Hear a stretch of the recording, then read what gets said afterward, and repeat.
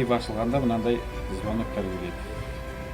Мына сейф ашылды деп не қылып қоясыз ғой. Звонок келеді. Сақтап қойғансыз ғой. Жедел жағдайды сауықтыру мақсатында қару жедел профилактикалық іс-шарасы ұйымдастырылды. Іс-шара қазан айының 4 мен қараша айының 4 аралығында өткізілетін болады. Іс-шараның барысында полиция қызметкерлері тарапынан қарудың сақтау тәртібіне тексерістер жүргізілетін болады. Осы тексерістер барысында қару иелері тарапынан бөгет көрсетпеу қажеттілігін естеріңізге саламыз.